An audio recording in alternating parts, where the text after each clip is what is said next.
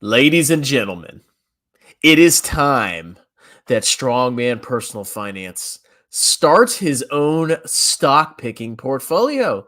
That's right. There'll be a pinned comment where you can sign up for my exclusive Patreon to see it. I'm just kidding. Partially. Welcome back to Strongman Personal Finance. So I just started a new job. When did I start my job? May 1st. And it's now July 7th. So I've been at this job for 2 months and a week. And I finally got access to this company's 401k. It only takes 2 months and you get access to my company's 401k. So I set up my first contribution. And for this next pay period, it's going to be contributed to my new shiny 401k plan. And yes, I have my own solo 401k. But why not use this one as well? So I decided to start a new stock picking competition because all these grifters on YouTube, everybody has a stock portfolio, a public, transparent portfolio. And there is nothing more transparent than resetting your cost basis and starting a brand new portfolio after the market has gone down. So that's exactly what I'm going to do.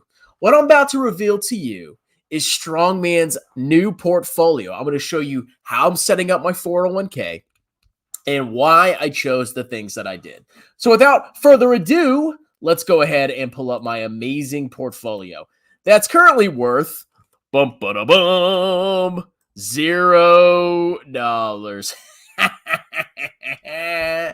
So like I said, I just started this new job. I've been there about 2 months and a week.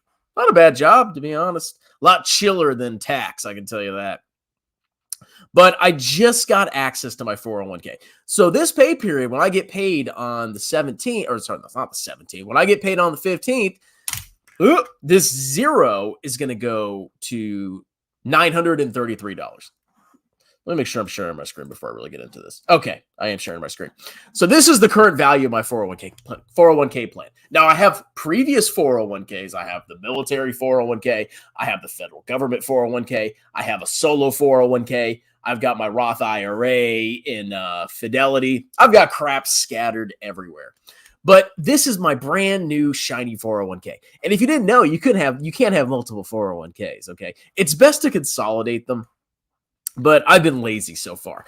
If I ever leave this company, maybe I'll think about consolidating.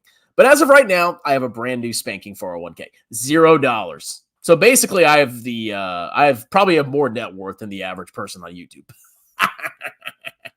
So what's the plan? Well, I've got a snippet of my pay stub here, okay?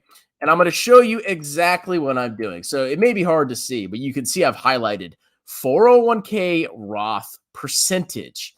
And I don't know why it says percentage because it's $933.67. I am putting $933.67 every single pay period. I'm paid twice a month. Every single pay period, I'm putting $933.67.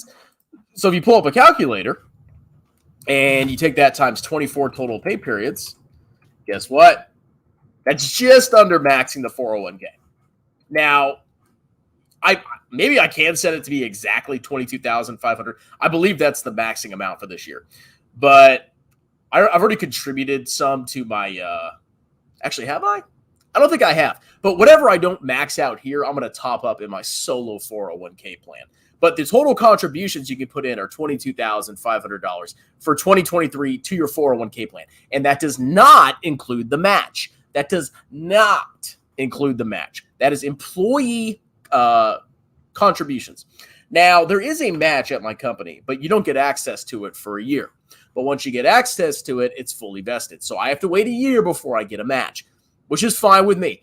I'm just happy to have access to a 401k plan that's through my paycheck, okay? Because I have my solo 401k, but it's, I got to put the money in there myself. With this, I can set it up automatically. So literally every paycheck going forward, $933.67 is going into this 401k, and total per month is $1,867. So it's a pretty decent amount of money, okay? Like, I'm not Jeremy Lefebvre where I'm scamming people and being a disgusting fraud and taking people's tens of thousands of dollars from people to underperform the market massively. I don't have an insane amount of money I can throw into the market. But being able to max your 401k, it's an accomplishment. If you strive to do that and you get there and you're not like living in poverty, like you can pay your bills, I consider you doing pretty well if you can max your 401k, because $22,500 is a lot to put away every single year. And that's not even including your IRAs. So I can guarantee Strongman's busting his butt to make all this stuff happen, but it'll pay off one day. So here's the plan. Every single couple of weeks, or maybe like once a month, I'm going to show you my 401k portfolio. Now, how do I set it up? So obviously I have the Roth 401k, okay? It's all going inside the Roth. I don't have any money going into pre-tax. Why? Because I'd rather, once the money gets into a Roth 401k, you pay tax up front. So I'm fully taxed on this money. The money that I earned at this job, I can't deduct that $933.67 from my paycheck. But I'm in the 12% federal tax bracket. Wow. Okay. And then I'm in like the Virginia, well, I'm in the highest tax bracket for Virginia, 5.75. So overall, my tax loss up front is like 17 something percent. That's a very low tax rate. Okay. With payroll taxes, you're going to pay those regardless. But for income tax, it's roughly 17% if you count federal and state. A lot of people, if you're in a much higher tax bracket, maybe you can consider the traditional 401k. But I'd rather pay the tax up front, because once the money gets in there, forever into the future, I never have to pay tax on it again. I can take out, if I have $1 million in here when I'm retired, I can take out all $1 million, all of it, sell it, and pay no taxes. And when I pull out that $1 million, it doesn't show up on my tax form. Now you'll get a 1099, but there should be a zero in the taxable portion if you're pulling it out of the Roth and you meet all the requirements. So I would prefer to do that. I've always been big on the Roth, especially because I'm not in a super high tax bracket. We're a one income household, and I have the standard deduction. Everybody has a standard deduction. I have the QBI deduction for my business income. I'm in the 12% tax bracket. Okay. So overall, I think the Roth is the best bet for me. So we're starting at zero. Now, what am I putting my money in? Well, I've chosen two funds to put my money into. Okay, here's a list of all the options in my 401k. So I was looking through this and I was like, okay, the first JP Morgan large cap growth. What is that? I don't know. What does that mean? MFS Value R6. Huh? Vanguard FTSE Social Communist Loser Index. Imagine if I put my money in there. Oh, but then I see this. The Vanguard Institutional Index. 60%. Now, I want to see if you recognize these weightings. I don't know if I know it's really hard to follow my investment strategy, but I want to see if you can identify what I'm trying to replicate here. It's going to be very hard. So I have the Vanguard Institutional Index. So out of those three large company indices, we have a random large cap growth fund. I didn't even click on it. I know it's probably large cap tech. Like it's probably Lefebvre, but obviously better. Value, okay, I mean, whatever. Those look actively managed to me, the first two. And the third one is like clownery. Oh, you have to be socially responsible. I don't care. I want returns. I don't care about being socially responsible. But the fourth one was intriguing, and we're going to look at it in a second. Don't worry. So then I went down, and I'm like, okay, small and mid. Okay, so we have these different indexes. We have a mid-cap index admiral, small-cap index admiral, Loom Sales Small Cap. Okay, so the first three here seem like actively managed funds. These two from Vanguard are indices, obviously, and the last one looks actively managed. So right off the bat, I'm crossing out these three on the top and this bottom one. That leaves me with these two right here, a mid cap and a small cap. Now this one, I'm going to reveal it. It's the S&P 500. Only has roughly 80% of the U.S. stock market's capitalization. But if you look at the correlation between the total U.S. market and the S&P 500, it basically is a one-to-one correlation. Okay, yeah, you're not getting all the small and mid caps, and that sucks, but this is a small part of my portfolio, and I don't want the extra complexity. So I just chose to say, hey, 60% of my portfolio is going to go into this Vanguard Institutional Index, which is the S&P 500. So I'm capturing 80% of the U.S. stock market, but it's basically one-to-one correlation. Okay, I mean, that doesn't mean it's going to be that way in the future, but historically it's been that way. And then we go down, we have International Global. So I see this American Funds Euro-Pacific Growth. Looks actively managed to me. And then I have this other one, Vanguard Total International Stock Index ad. Oh, how much am I putting in there? 40%. That's right. So I have my entire portfolio in 2 indices. Now, you may be like, well, where's VT, strong man? They don't have, from what I was just and maybe I should read the options a little bit more, but it seems to me that there's not a one fund shop for VT. I don't see VT wax anywhere. I see a S&P 500 index fund, U.S. stocks, and I see the Vanguard Total International Stock Market Index, which is international stocks. I didn't see a global index fund. This global one is this is obviously actively managed. Okay, whenever you see, like, you can just tell, it usually doesn't have index in the title, and you can just tell that it's at least I can tell it's actively managed without even having to click on it. But my strategy is just to keep it super, super, super simple. 2 funds, and if there was VT, it would be in one. Okay. But these weightings, I don't know if you recognize this, approximate VT. 60% of the global actively traded market cap, investable market cap in the world is America, 60%. You don't have U.S. stocks, strong man. Okay. Good. Yeah, you're so smart. And the other 40% are international stocks. So basically what I'm going to do, and we're going to look at those funds in a second, is I'm just going to track every single contribution. Okay, so this first contribution, I'm investing $933.67. I mean, I guess I can go ahead and do all the other dates too, because I know exactly how much I'm putting in. But this is the split. So obviously 60% is going into VINIX. That's the U.S. fund. And then the remaining amount is going into the international fund.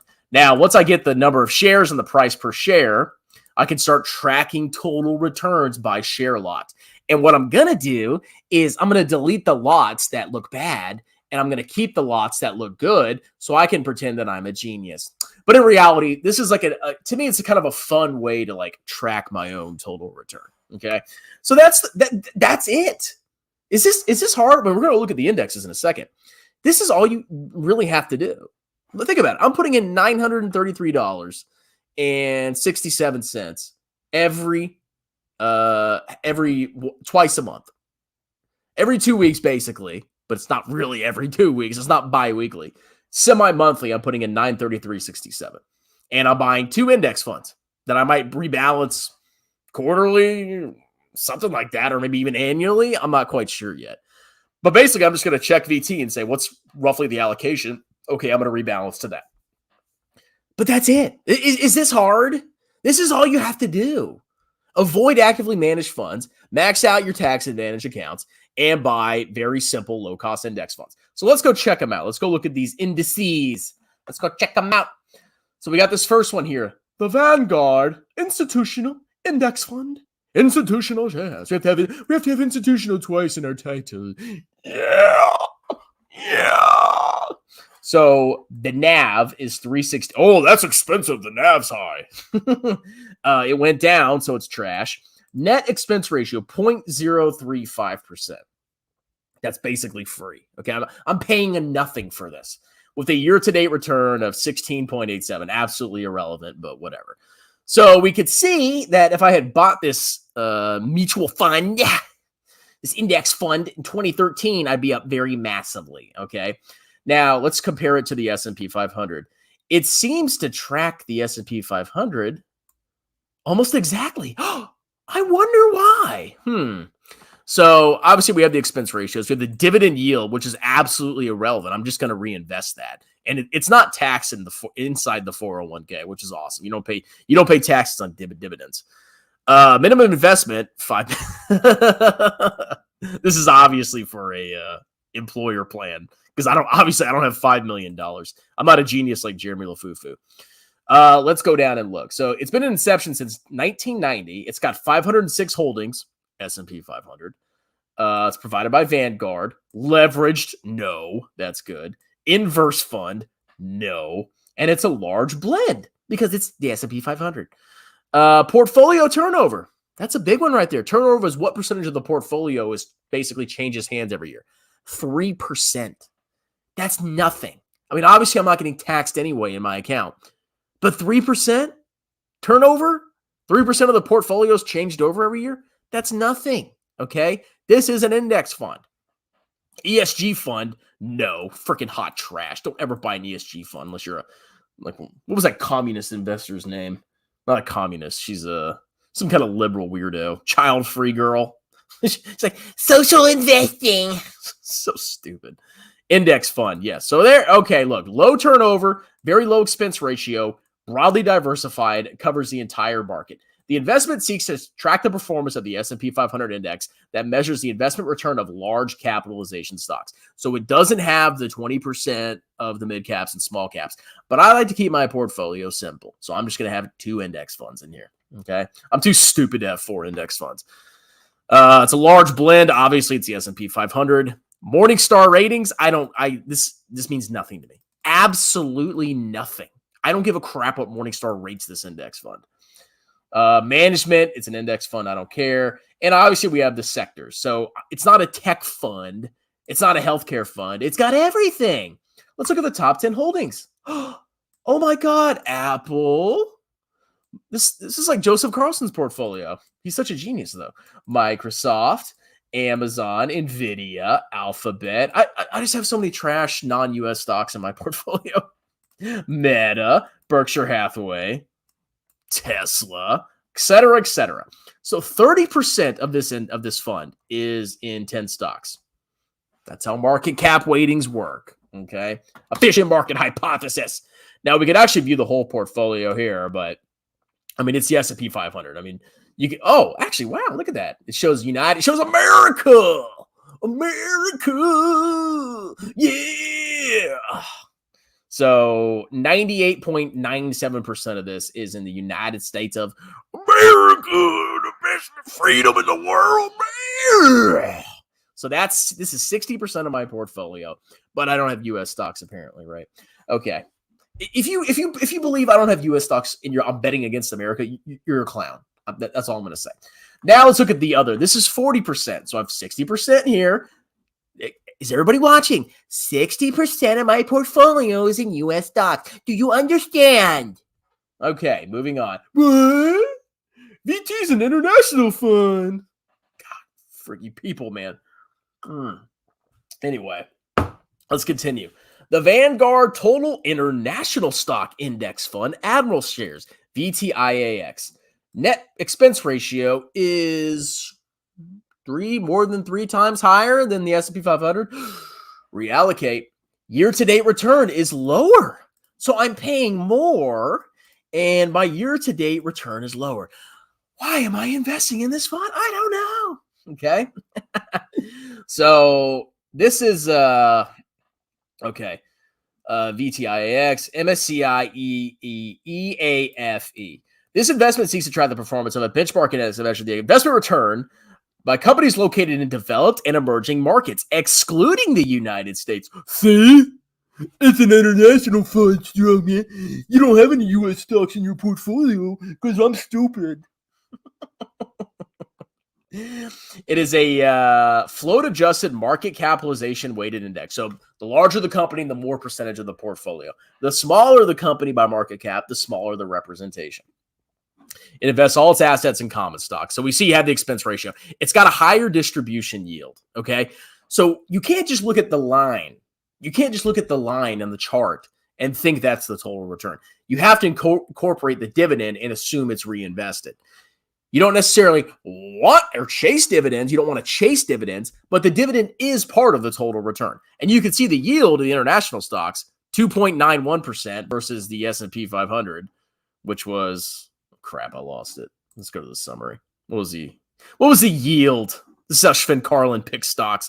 My dividends, 1.56. So basically it has double the yield, right? So if you're an income investor, I guess you'd buy international. Okay, total holdings. Holy crap. That's a lot of stocks. 8,000 stocks. Vanguard leveraged, no. Inverse fund, no.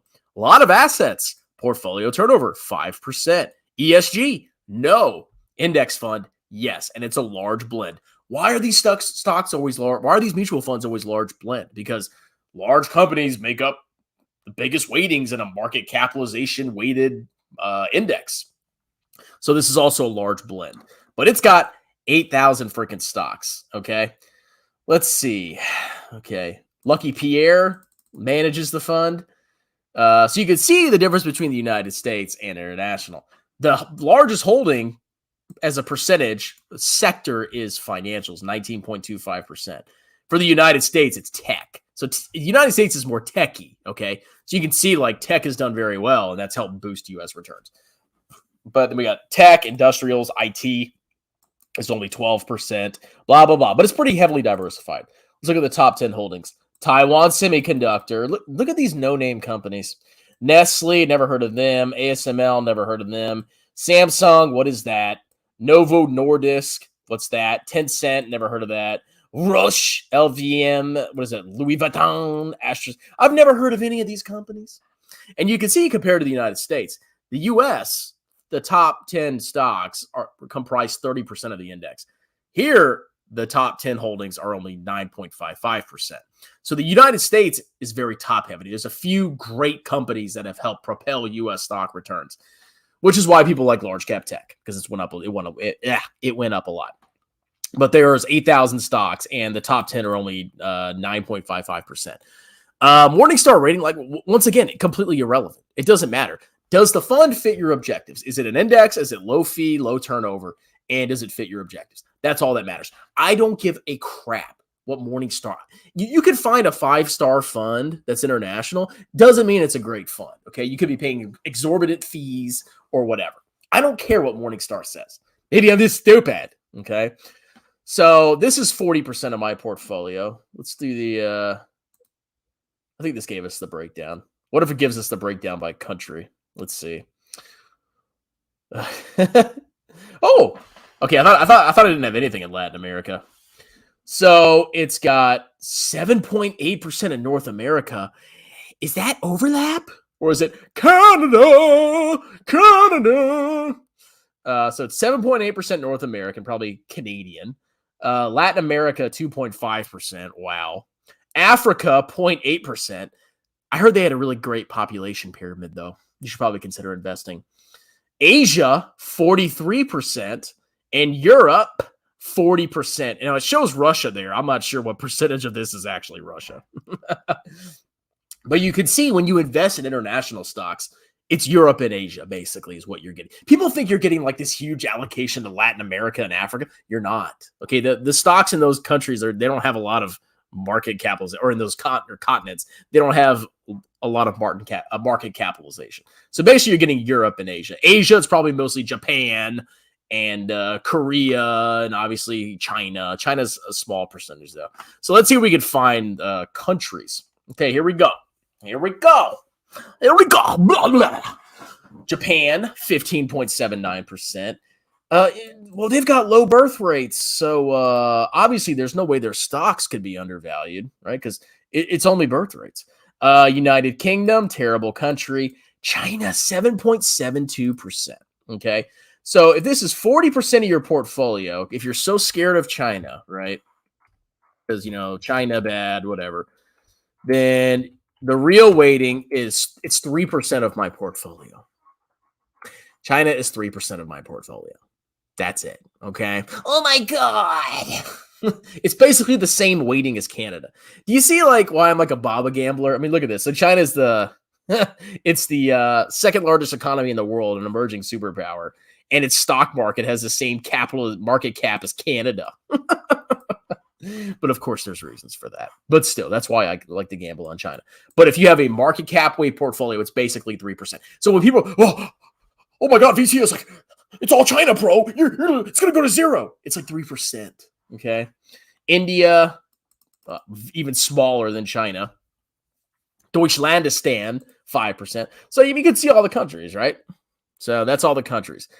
So that's basically my portfolio. It's very simple, okay? Just to review if you just popped in. My portfolio is very simple.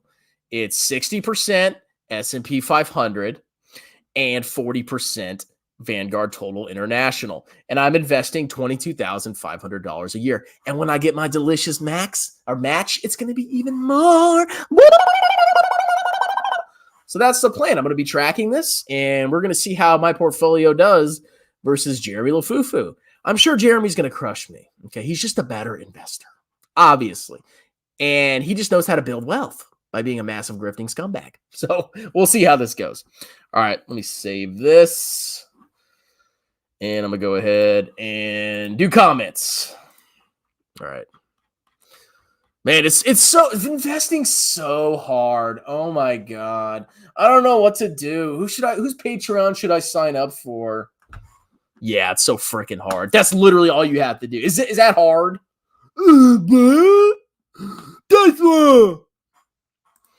That's tattooed chef. Let's go. Hand orange covering eyes. Hand orange covering eyes. Hand orange covering eyes. That's all I see. I don't see the whatchamacallits. AI plant-based food, 100%. Your job match, what brokerage they use, low fees. I think we answered those questions. You can have a solo 401k plan. Yes, you can. I'm self-employed. I have a business. So I have a solo 401k. When I've revealed my crazy complex portfolio, I've shown my solo 401k. I've got like 12 grand in it. I opened it like last year or something. But yeah, if you're self-employed and you're profitable, I believe it's your profit margin minus half of your self-employment tax is how much you are able to contribute up to the statutory maximum employee contribution. Did you invest in Tattooed Chef? I wish, but I don't have access to it, sadly, in my 401k. Strawberry, interested you can make 8% on a stock in a day. You can now advertise for everybody to sign up for your Patreon because you can get them. Exactly. I made a Baba video, did I not? And did Baba not go up 8% the next day? Buy my course. You see what these grifters do? They're sneaky. They're sneaky. They're sneaky boys. They just talk about stocks, and when one randomly goes up, see, I told you. Let's see. I have multiple 401ks. Me too. I've got the Army. I've got the federal government. I think that's it, though. Yeah, and then I have my solo 401k at Vanguard, and then I have this at Charles Schwab. I have 4 freaking 401ks. Oh, my God. Put it to work. I just went all in. I'm a big fan. Thank you very much. Can't listen to a clown like you. I'd rather watch Larry Jones. Oh, my God. Larry Jones. Please go watch him. You know what? Send him $1,000 super chat. He's earned it, okay? He's giving you your daily clown stock picks. Yep, love the Roth component. All of it is going in the Roth. This is great. Don't get me wrong, but don't you think you're putting too much money for retirement? What's there to do at retirement age? Well, I mean, you can retire at 59 and a half. Like, it's not that far away. I'm 34 in 2 months. Okay, like, retirement is not that far away. And I have money in a taxable account. So if I want to retire early, I can just live off what's in the taxable account until I get to retirement. And the whole time, that money in that retirement plan is growing tax-free. So the second I hit 59 and a half, let's say I exhaust all my taxable money. Let's say I retire at 50 and I exhaust all my taxable money. By the time I hit 59 and a half, all of that tax-free money has been growing tax-free for that whole time I was retired. And then I can access it for the next, and you don't even know how long you're going to live. What stuff are they going to come out with that's going to help you live even longer? You don't know. I mean, I could live till I'm 100 years old.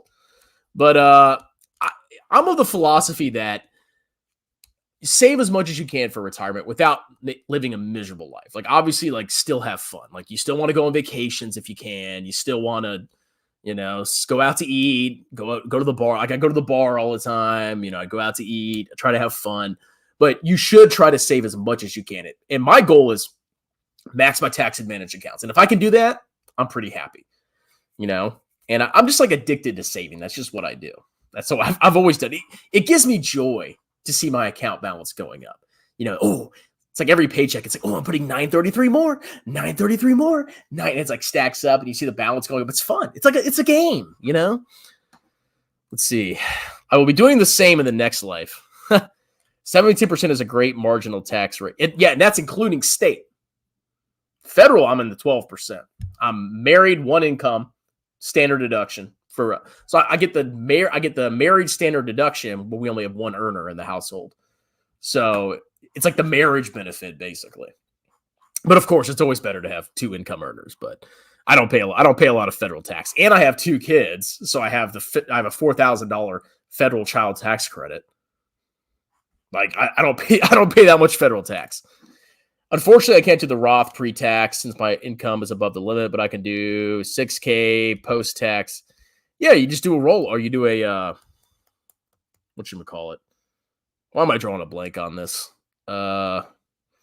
You do a non-deductible contribution to a traditional IRA, and then you convert. It's a conversion. You convert it to a Roth. I would call your broker about it, but you can still contribute to a Roth if you're above the limits. It's a backdoor Roth. You just you do a non-deductible contribution, or even you do a non-deductible contribution to a traditional IRA, and you can do a backdoor Roth that way. There's always ways to do it, okay? Or you can do a deductible contribution and then still convert it over. We pay tax on it. There's lots of ways you can do it. You can always put money into a Roth. There's always ways around it. Let's see. Must be like 15 years old. 22K Roth is like me putting 32K traditional 401k. Exactly. So I am not paying a lot of tax right now. And that money, when I pull it out, it's tax free. Now, people are like, oh, but my tax rate's going to be lower in the future. How much you pull out of your traditional 401k determines your tax rate. If you pull out 100K, that's 100K of income that goes on your tax return and bumps you potentially into the next tax bracket. You don't have flex. You have to be very careful how much you pull out of your traditional 401k because it shows up on your taxes and it counts as income and it can bump you into a higher tax bracket. So let's say you need like let's say you want to pull out $500,000 with a traditional IRA and you want to do it in 1 year. Well, guess what? You're in the highest freaking tax bracket now for federal taxes. With the Roth, you can pull out as much as you want. It's better. I love Strongman. I love you too. How do you know the U.S. government won't change the Roth IRA's rules? And that would be like that's something you can't predict. It's like, oh, they're just going to completely change what they said. Oh, we're actually going to tax the Roth. Like, I think there would be riots. Like, that's an insane thing.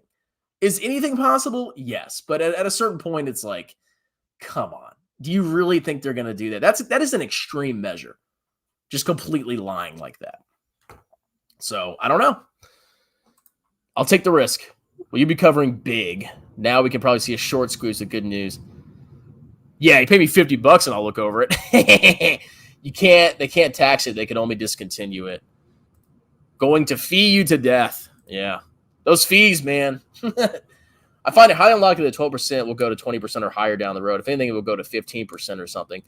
Well, I think taxes are going to be higher in the future. 100% taxes are going to be higher in the future. There's no doubt in my mind that taxes will be higher in the future. And like I said, it depends on how much you pull out. You could pull out nothing and you don't get taxed on it. If you pull out 100K, boom, that's 100K of income. So you're limited. So I don't know. I like the Roth. Maybe I'm stupid, but I like it. Let's see. Euro Pacific. I thought the same thing. I don't think it's Peter Schiff's. I think it's just a coincidence, but maybe it is. Maybe I'll do some research into the other funds. Maybe those will be other video ideas. I can make fun of the other mutual funds inside my 401k. That'd be fun.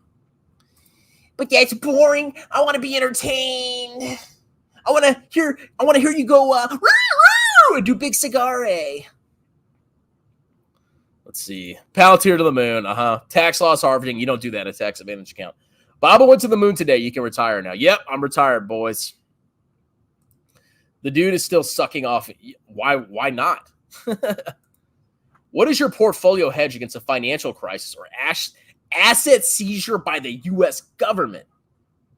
What, dude? That's like wacko crap, okay? If the U.S. government was going to seize people's wealth, they wouldn't come for Strongman. I am not a rich man, okay? I think I have above average wealth. I am not a multi-millionaire or billionaire. They ain't coming for me, okay? But that's like wacko conspiracy crap right there. Like, oh, they're gonna seize your assets. Like that would literally cause a civil war, like rebellion. That'd be crazy.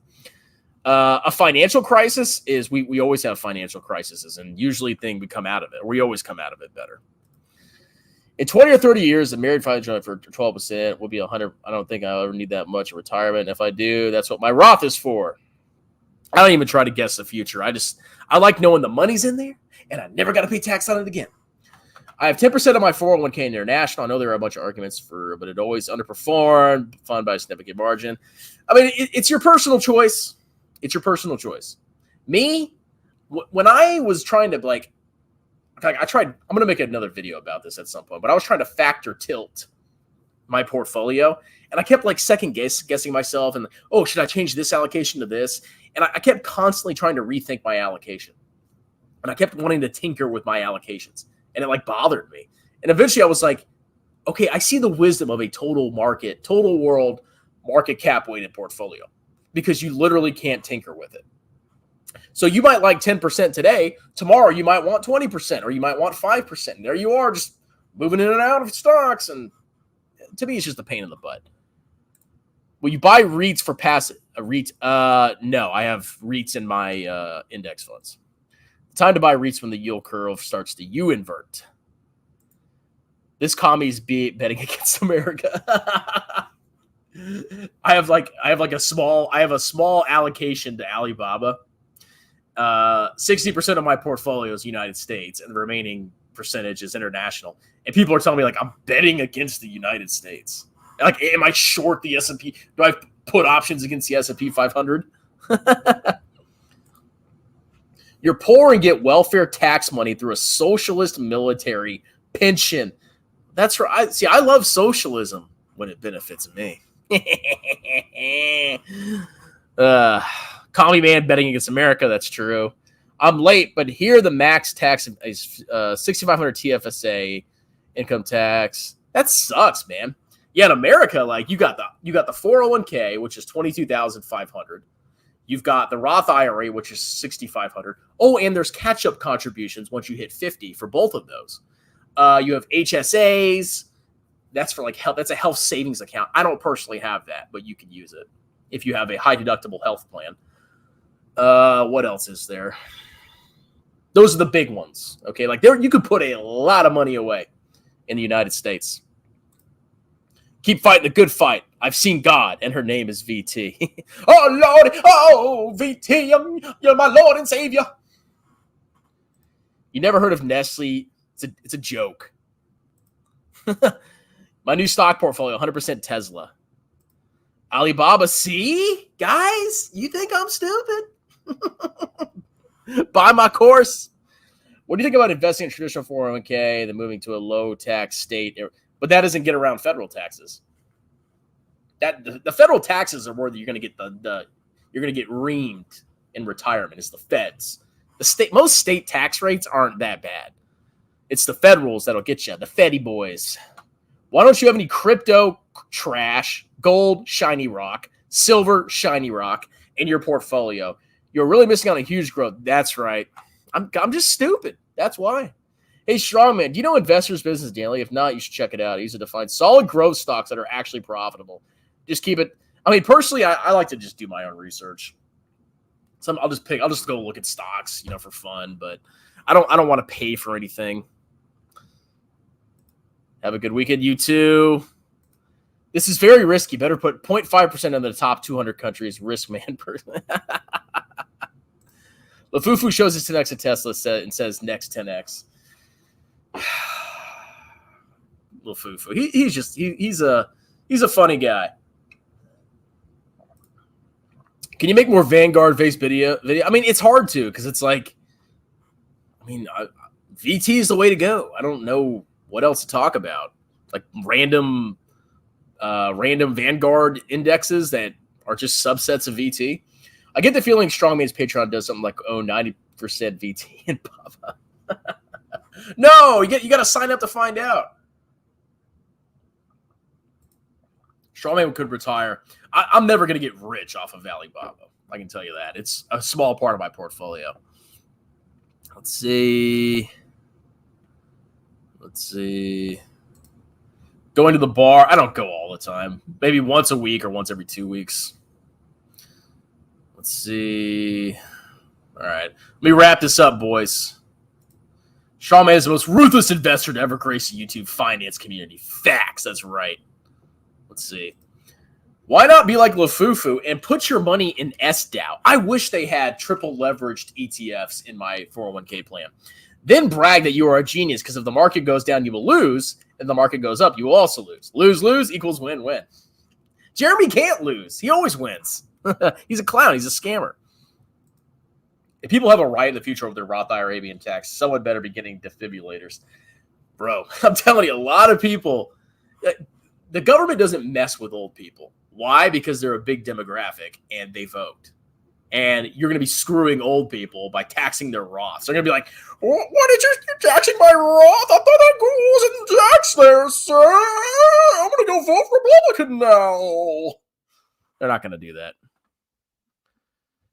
Let's see. Oh, hold on a minute.